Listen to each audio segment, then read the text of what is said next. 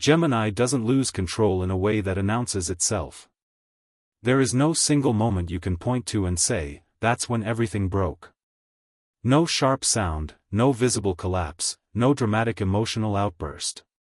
Instead, it feels like standing inside a room that slowly fills with noise. At first, it's manageable. Then it becomes distracting. And one day, you realize you can no longer hear yourself think, not because there are no thoughts, but because there are too many, all competing for attention at the same time. For Gemini, losing control begins long before anyone else notices. It begins in the mind, in the very place that usually feels safest. What makes this especially difficult is that Gemini often appears completely functional while this is happening. They are still speaking clearly, still engaging socially, still reacting intelligently. From the outside, nothing seems broken. Inside, however, the internal center of gravity is quietly dissolving. If you're a Gemini, or you've ever been close to one, stay with this all the way through. This isn't about being inconsistent or indecisive in a shallow sense. This is about what happens when a mind designed for openness is forced to carry more complexity than it can integrate. It explains why Gemini can sound articulate, calm, even light-hearted, while quietly feeling fragmented inside, and why their breakdown is so often misunderstood. This is part of the When Each Zodiac Sign Loses Control series, so comment your sign, because the way Gemini unravels connects directly to what comes next. Gemini lives in motion, but not the kind you can see. Their movement happens internally, through thought, language, association, interpretation. They are constantly scanning their environment, connecting ideas, adjusting their understanding. Their mind is designed to stay open, flexible, and responsive. This mental agility is their gift. It allows them to adapt quickly, communicate fluidly, and hold multiple perspectives without rigid attachment. But flexibility without anchoring has a cost. Gemini begins to lose control when openness turns into dispersion. When the mind keeps expanding outward but nothing is allowed to settle long enough to become stable meaning. At first, this doesn't feel dangerous. It feels stimulating. Gemini often enjoys the sensation of thinking more, noticing more, understanding more. The mind feels alive, active, awake. The problem is not intensity. The problem is accumulation. Thoughts begin stacking on top of one another without resolution. Conversations replay themselves, not because Gemini is insecure, but because they can see too many interpretations at once. Tone, timing, word choice, micro-expressions, everything becomes data. The mind starts treating human interaction like an endlessly branching equation that never reaches an answer. Did they mean that literally?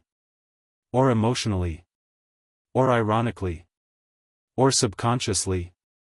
What if my interpretation says more about me than about them? What if none of my interpretations are complete? Gemini doesn't spiral emotionally at the start. They spiral cognitively. Their mind grows louder, busier, more crowded.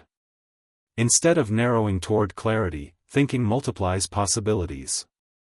Decisions that once felt light begin to feel weighted with consequence, because every decision closes off alternative versions of reality. Gemini feels that loss deeply, even if they can't articulate it. Have you ever noticed how Gemini can explain every side of a situation flawlessly, yet struggle to tell you where they stand? That's not confusion. That's internal fragmentation. Gemini's sense of self is often distributed across ideas, conversations, and perspectives. They don't anchor identity in a single fixed position, they anchor it in movement itself. This works beautifully, until life demands finality. Emotional commitment, long-term certainty, irreversible choices, these force Gemini to land somewhere, and landing can feel like suffocation. As pressure builds, Gemini does what they know best, they think harder. They talk more. They analyze deeper. Silence begins to feel threatening, because silence removes stimulation, and without stimulation, uncertainty becomes unavoidable. The mind keeps moving because movement feels like safety. But movement without direction eventually turns inward. This is where Gemini truly begins to lose control. Thoughts stop cooperating. The mind stops feeling like a tool and starts feeling like a swarm. Gemini begins questioning not just situations, but their own perceptions. They can argue for and against themselves with equal conviction, until they no longer trust their internal voice. When the mind becomes unreliable, identity destabilizes. From the outside, this can look like inconsistency, emotional distance, or avoidance. From the inside, it feels like standing on shifting ground with no fixed point to stand on.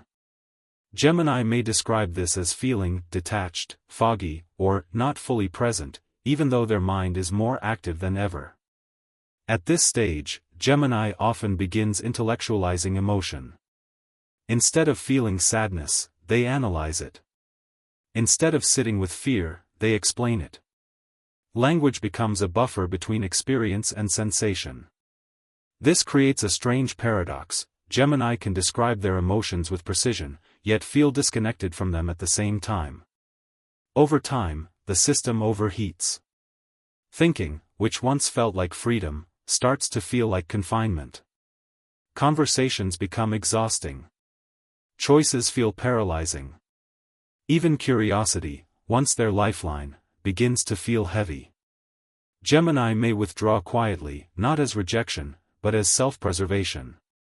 The mind needs relief, but doesn't know how to stop. This is Gemini's mini-collapse. Not dramatic, not visible, but deeply disorienting. A moment when the mind becomes a burden instead of a bridge. The most painful part is that Gemini often knows this is happening. They feel the looping thoughts, the mental noise, the inability to settle. But slowing down feels like losing themselves. If they stop thinking, stop explaining, stop processing, who are they? Healing for Gemini doesn't come from more insight. It comes from grounding. From experiences that don't require interpretation. From silence that feels safe rather than empty.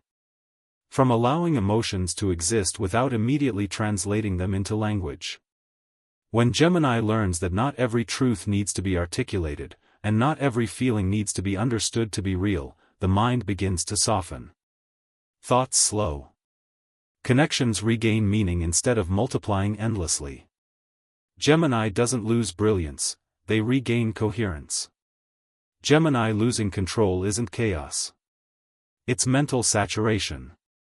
A mind moving faster than meaning can keep up. And when Gemini learns to rest inside uncertainty instead of racing away from it, they don't lose intelligence. They gain stability.